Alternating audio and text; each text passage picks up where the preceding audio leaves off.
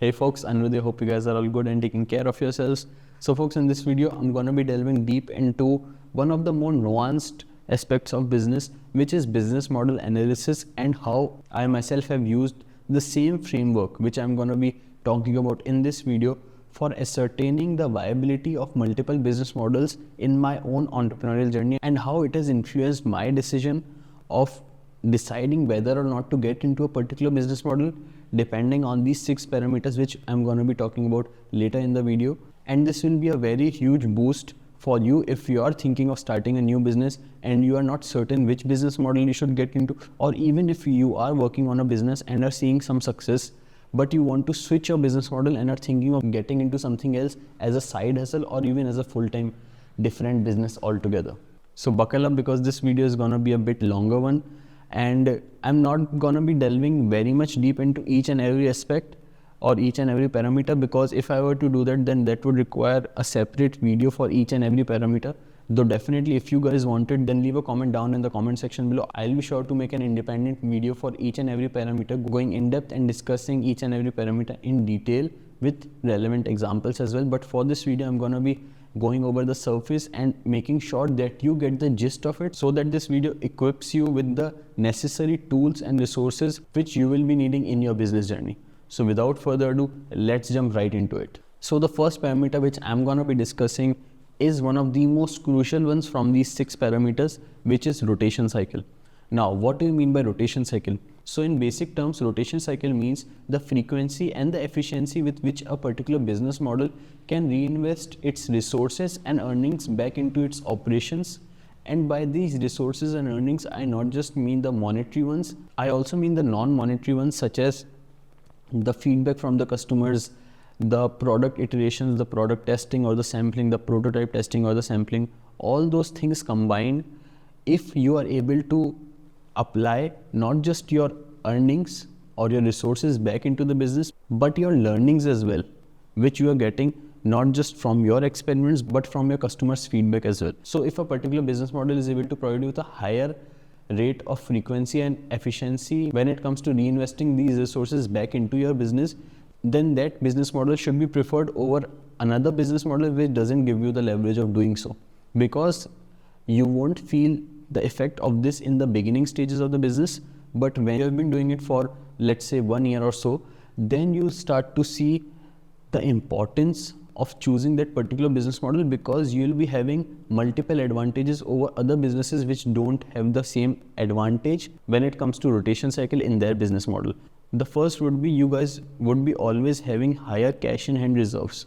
That is, you would be more capable of experimentation, both in terms of product and its features, as well as in terms of marketing, experimentation, as well as testing. So you guys would be having an advantage there as well. The second major advantage which would give you an edge over your competitors is that choosing this particular business model would give you the option of pivoting if someday unexpectedly a sudden disruption comes in your particular field. And for example, if I were to state one such disruption, then it would be the disruption that ChatGPT caused in the market of content writers. And not just content writers, but content creators as a complete group were also affected, but not to the extent which content writers themselves were affected. But there was definitely a disruption in the field of content generation as a whole when ChatGPT was introduced. And it has only grown over time with the advent of multiple other AI tools, which are continuously boosting what a single particular individual can do without the help of anybody else, such as freelancers for content writing. So you would always be ready to pivot if such a disruption occurs in your field as well. Third major advantage which you will see is that you would be able to take profits out faster, and it would be up to you if you want to reinvest them back into the business or use it for your personal use as well. So what this does is, it not only boosts your morale, but it also gives you a sense of security that you always have cash both in your company as well as in your personal account, and you are able to more so express yourself when you're living your life, as well as improve your lifestyle as well. So it gives you that extra motivation needed to pursue your business model more, as well as make changes to make it even better. So because of these 3 advantages, rotation cycle is one of the most important factors when ascertaining a particular business model and evaluating that business model and deciding whether you should get into that business model or not. Now on to the second one. The second parameter which I want to discuss with you guys is the number of functions or variables in your particular business model which you are thinking of getting into. Now, what do I mean by functions and variables? Well, to put it simply, functions and variables are basically different departments in your business model. And by department, I mean that each of those departments requires a separate skill set, which if you were to just get into business with a lot of money in hand, with a lot of capital investment, then what you'll be doing is you will be assigning a department manager to each of those functions or variables so that those functions can be handled properly by a person with the correct skill set required for that particular department. Now, if I were to give you an example of the different departments in any business, you could take example of marketing as one department, you could take example of accounting and finance as another department, you could even take product and its features as one department, basically if it requires the expertise of a single individual. Now, product can definitely be broken down into multiple departments as well, depending on the type of business model that you're into. For example, if you're working in the clothing niche and you're only working on the menswear department and not the women's department, then it definitely narrows it down, and that only a single designer can manage that entire department. But if you're working on women garments as well, then that will definitely include one other variable, that is you would be needing a fashion designer who has either knowledge in both men's and women's departments, or somebody who has separately knowledge in men's department and somebody who has separate knowledge in women's department. So this variable thing is very much flexible when it comes to business models, but as a whole, we consider product as one department, and it is to be guided by somebody who is skilled in that particular department, such as marketing. And under marketing as well, you can encompass multiple other aspects such as Facebook marketing or Google marketing or even influencer marketing.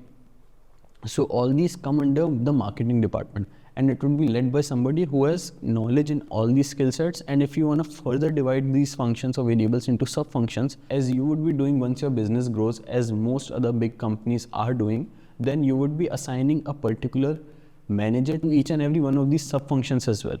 All right.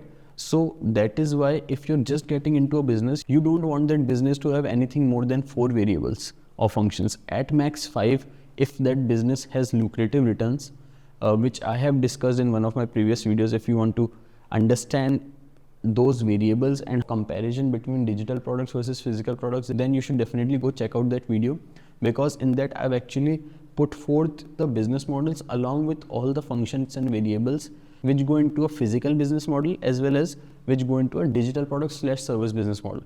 Alright, so if you want to go check it out, then you should definitely do so. It will help you greatly in understanding what I mean by parameters and how they play a major role in your business. So with that said, I'm going to be moving on to the third most important parameter which you need to ascertain or evaluate a particular business model. The third most crucial parameter is profit margins. Now, you might say that there are certain business models with low profit margins which are very great to pursue on a long-term basis.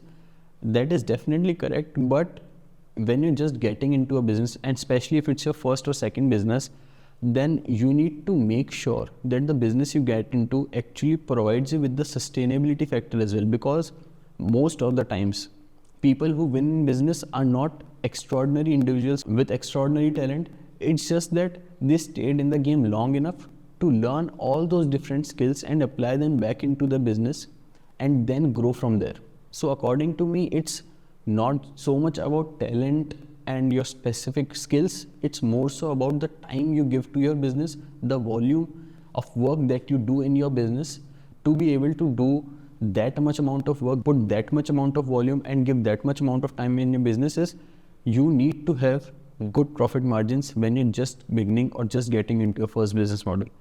Now, why is that? Well, obviously more profit margins means more money for your pocket, but aside that factor, higher profit margins basically mean that you are able to experiment more with both your business as well as you yourself as an individual as well.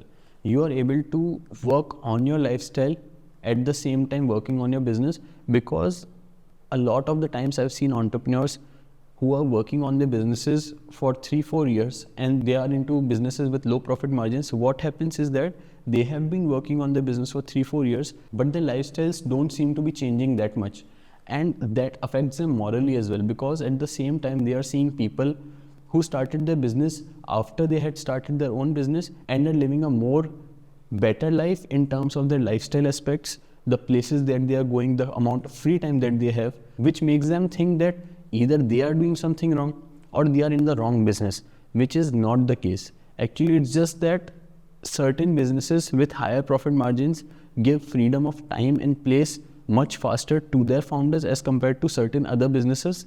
For example, if I were to compare somebody who makes online courses, let's say, versus somebody who's in the clothing field, such as myself, then the amount of time it takes for both of us to reach a good point in our businesses, for example, $1 million in revenue, let's say.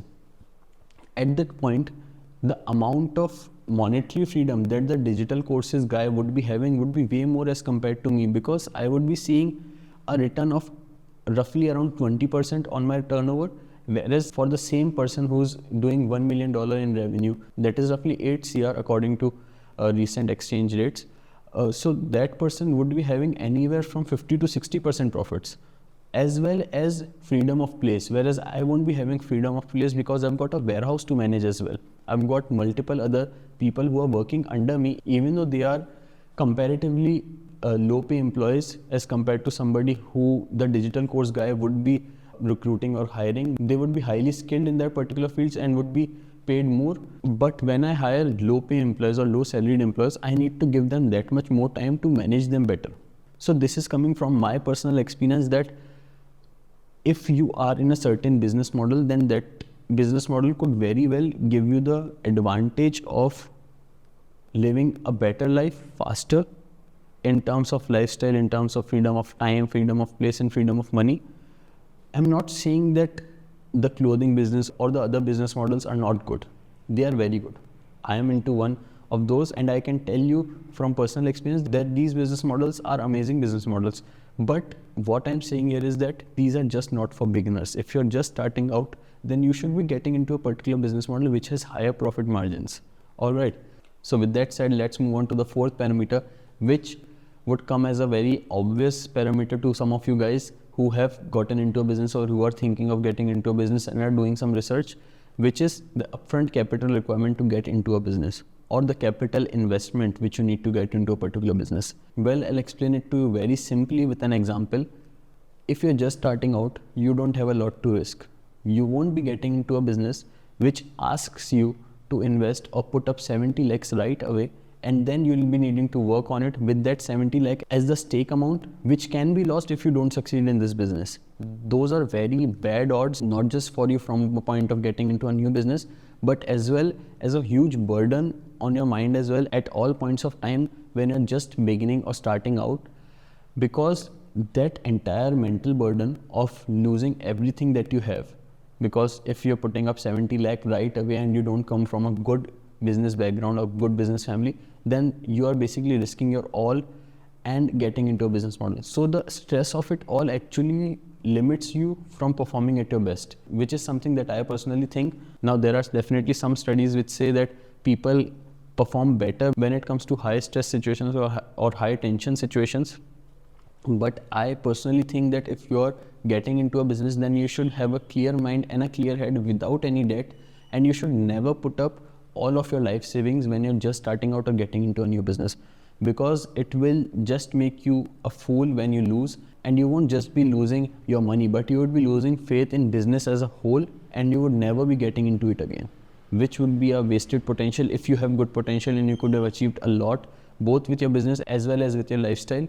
So if you're risking it all when you're just getting into a new business, that would be a very foolish decision. That is why I always suggest that somebody who's just starting out or getting into a new business, they should always think that the amount they have for capital investment, that is they are thinking of putting into the new business, they should try to use as little as possible from that entire amount, not more than 20%, and think of sourcing things at low cost or even free if it is possible in that particular sector.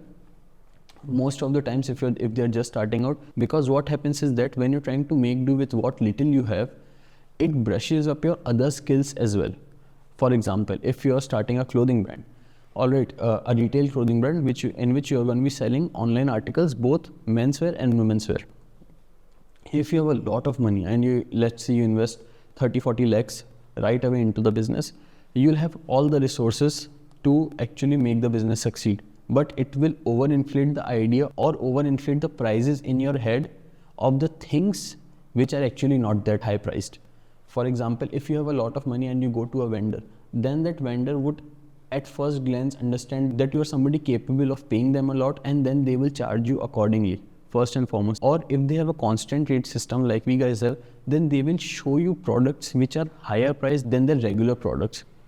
By the way, those regular products are actually getting the clients who are selling them online more volume and more sales, and what you'll do is you'll end up getting the high priced articles which are not actually necessary for you at that point. Because if you're just getting into a business, what you need to be doing is focusing on getting the wheel running. Basically what I mean by the wheel running is that you need to start getting the revenue running first and foremost, then focus on other things like cost cutting or like profit margin increment. You need to be focusing on those things later down the line and not when you're just starting out. So initially, I believe that if somebody is just starting out, they should live as frugally as possible.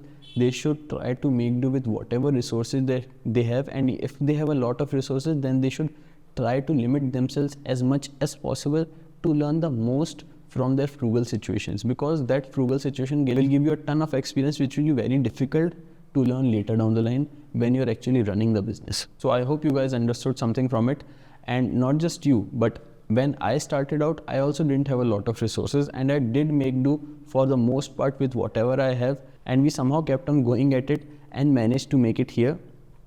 But it definitely played a very big role in shaping up our psyche as well as making our mindset way more stronger than somebody who's had a lot of resources would be having. Now the fifth parameter which you need to be using to analyze or evaluate a particular business model is the scalability of that business model. Now what do I mean by scalability? Well, to put it simply, certain businesses scale up easier as compared to certain other businesses. If you're selling a digital product, then it will be comparatively easier for you to scale because of certain physical restraints that a person who's doing a physical business would be facing. For example, if you're selling a digital product, you don't have to worry about your inventory. Whereas if somebody is selling a physical product, they definitely have that issue always at the back of their minds that if they suddenly scale and their product hits a lot, then they would be facing inventory issues. One other thing which can be easily seen in businesses which are easily scalable is that you might have seen certain business founders or entrepreneurs say that they grew their business in just 365 days from $0 to $1 million. Now it's definitely possible with certain business models, but with other business models, it's definitely not possible. Let's say, for example, you have a lemonade stand, a physical shop where you're not just selling lemonades, but you're selling juices of other fruits as well. And you have a very posh shop, but there is definitely an upper limit to what you can sell or the revenue which you can get in a particular year, because it's not just controlled by you, but it is controlled by multiple other factors such as the density of people living in their area, the amount of people who actually drink juice or lemonades from that population density, then it comes down to how frequently they drink, and then you'll come down to a certain average number which will be the upper limit for your particular business in that particular area. Now there are obviously nuances, and some people would say that you can definitely go ahead and open another lemonade shop or juice shop in other part of the city. You can definitely do that, but I'm not talking about that here. I'm talking about is you growing your business with as least effort as possible.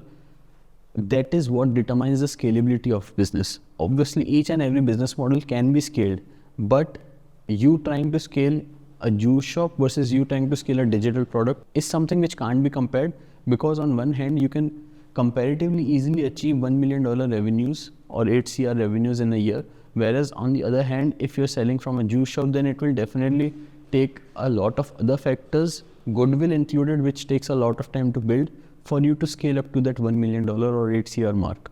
So scalability is definitely something you should be considering, but I would suggest that you shouldn't think too much about it if you're just starting out, because at first you need to understand the other business dynamics, only then you should focus on scalability. That's why I put it so down on the list. Alright, with that said, let's move on to the sixth and the final parameter which you need to be using to evaluate the business model that you're trying to get into. So the sixth parameter is market demand.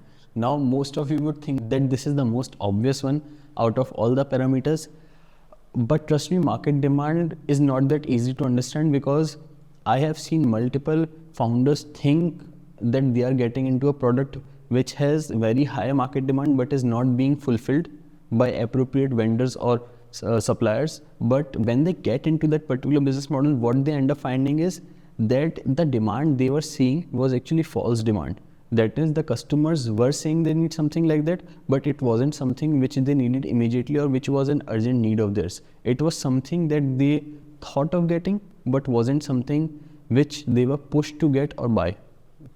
So when they get into that particular business model, because of that false market demand, they end up spending a lot to create a very good product to fulfill something which is not that much important or needed by the customer, which themselves told them that they actually need it. So understanding the different dynamics of market demand is very important, and understanding the market that you're getting into is not just something which has market demand and is low competition. You need to understand the reasons why the market demand is so high for that particular product, as well as why the competition is so low in that particular field as well. And as much as I've understood is that if there is a market field or a market demand for a particular product which is very high, then trust me, 99% of the times there will be competition in that particular field. It is very unlikely for you to find a field or a niche in which there is very high market demand but very low competition. That is the ideal case scenario which I tell everybody to get into, but it is actually very difficult to find. Such market conditions don't actually exist, but even if they do in certain cases, then there are multiple barriers for entry which are stopping other competitors from getting into that particular business model. For example, let's say the finance business model. Alright, it has a very high market demand because each and everybody is taking a loan, they need their accounts opened, they need some financial institution to manage the money. But at the same time, there is low competition. But why is there a low competition in that field? Have you ever thought? It is because there are a lot of barriers to enter into that particular market niche. For that, you need multiple approvals from your particular government, as well as the financial institution which is managing the financial scene of your country. If you're in any other country other than India, for India, you get the RBI regulated guidelines, and then you need to be approved by RBI to make any such financial institution. So there are multiple barriers if you actually find a market field which has high demand but low competition in it. So you need to consider all those things and find a market which actually suits your needs, which is comfortable for you to get into, and which has barriers which actually you can surpass, and not something which is aspirational with barriers which you can't even surpass and you think of getting into that field. Alright, so that is why I included market demand into my framework, because I personally have found multiple business ideas which fascinated me a lot, but because of certain barriers or certain market conditions, I couldn't get into that. So not just finding a particular idea good is enough, not even finding if it has market demand is enough. You need to understand the competition in it, as well as the barriers which are actually there and stop you from getting into that business model, and if you're able to cross those barriers as well. So with that said, I hope you guys have understood and taken notes of these 6 parameters, because they will definitely come in handy whenever you are evaluating a business model. And if you've learned anything new in this video or gotten something of value, then definitely consider liking the video as well as subscribing to the channel, because it definitely does help. And with that said, I'm going to be winding it up. It was a long video. Thank you for staying till the end. I'll be seeing you in the next one, guys.